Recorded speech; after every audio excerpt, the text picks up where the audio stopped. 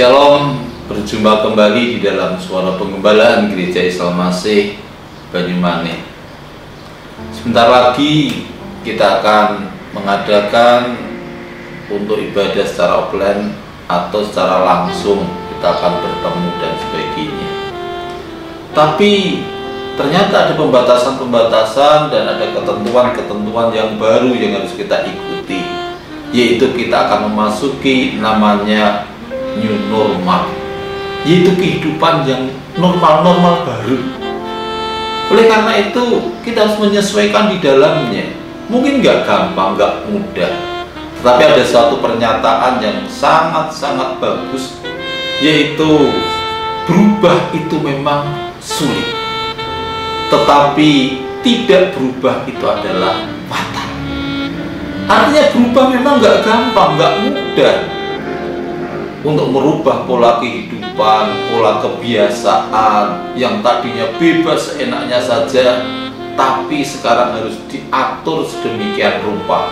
Kalau kita ke gereja nanti harus cuci tangan terlebih dahulu, harus pakai hand sanitizer, harus pakai masker dan sebagainya. Mungkin bukan hal yang gampang untuk kita kerjakan di dalamnya. Itu memang sulit, tetapi itu adalah yang baik. Oleh karena itu saya katakan tidak berubah itu adalah fatal. Oleh karena itu pada saat ini kita akan sama-sama merenungkan kebenaran firman Tuhan yang saya ambilkan di dalam Efesus pasal yang kelima ayat yang ke-8 dan yang ke-9. Demikian bunyi firman Tuhan. Memang dahulu kamu adalah kegelapan, tetapi sekarang kamu adalah terang di dalam Tuhan.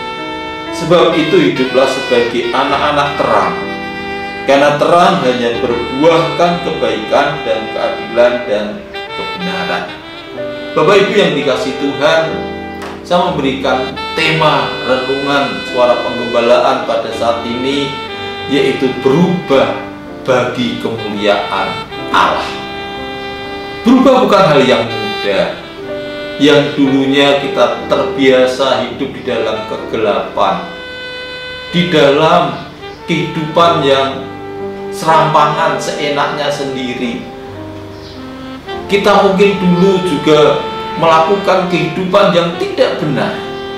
Tetapi pada saat kita sudah percaya kepada Tuhan, maka kita dituntut untuk berubah, yaitu apa? Sesuai dengan apa yang dikehendaki Tuhan, sesuai dengan perilaku anak-anak Tuhan, anak-anak terang yang bisa dilihat jelas oleh siapa saja. Apa yang kita lakukan, apa yang kita perbuat di dalam kehidupan kita, tidak ada sesuatu yang tersembunyi. Banyak orang katakan kita ini seperti hidup di akuarium gitu. Orang semuanya melihat kita, orang semua menyoroti kita, apa yang kita lakukan, apa yang kita perbuat. Oleh karena itu firman Tuhan mengatakan dengan jelas, Paulus memberikan nasihatnya kepada jemaat di Efesus pada waktu itu, agar mereka mengalami perubahan di dalam kehidupan mereka. Dulu mereka memang orang-orang jahat, dulu mereka adalah orang-orang yang berdosa, dulu mereka adalah orang-orang yang tidak berkenan pada Tuhan. Tetapi pada saat mereka sudah bertobat, maka kehidupan mereka sudah diperbarui oleh Allah. Mereka sudah ditebus oleh Kristus. Maka apa yang harus terjadi di dalam kehidupan kita, yaitu ada perubahan kehidupan. Karena roh kita sudah diperbarui oleh Tuhan. Roh kita sudah diperbarui, yang dulunya mati sudah dihidupkan kembali. Maka pada saat roh Allah itu ada di dalam kehidupan kita, maka perilaku kita pun juga harus berubah di dalamnya. Pola pikir kita sudah diperbarui oleh Tuhan, maka perilaku kita pun juga harus dirubah. Oleh karena itu center kita, fokus kita pada saat kita sudah bertobat di dalam Tuhan, sudah percaya kepada Kristus, maka apa yang harus kita lakukan? Yaitu merubah orientasi hidup kita dan perilaku kita.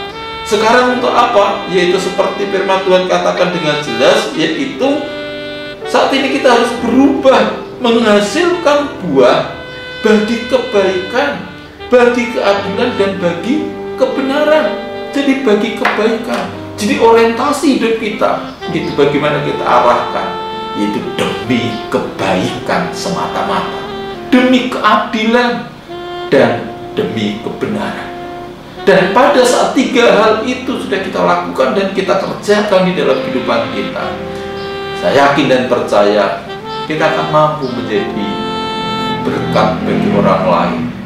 Sehingga Paulus katakan juga, kita ini adalah Kristus-Kristus kecil. Artinya apa? Orang-orang yang mewujud nyatakan kasih Kristus, orang-orang yang menyatakan kebenaran Kristus, orang-orang yang menyatakan keadilan Kristus di dalamnya, sehingga setiap orang melihat, oh iya, di dalam pribadi kita itu ada Kristus yang hidup, Kristus yang berkarya, Kristus yang menghasilkan buah di dalam kehidupan kita. Sehingga apa yang kita lakukan bukan semata-mata karena daging, tetapi apa yang kita lakukan semata-mata tujuannya untuk kemuliaan Tuhan.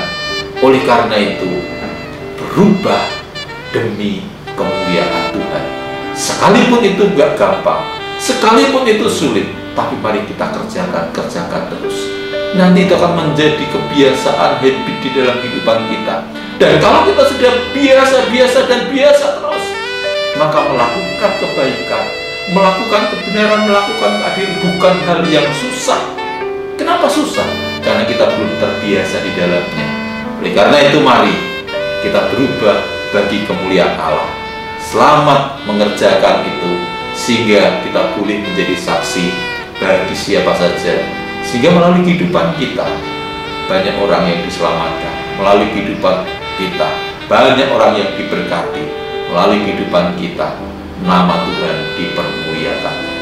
Selamat berjuang, Tuhan Yesus memberkati. Amin.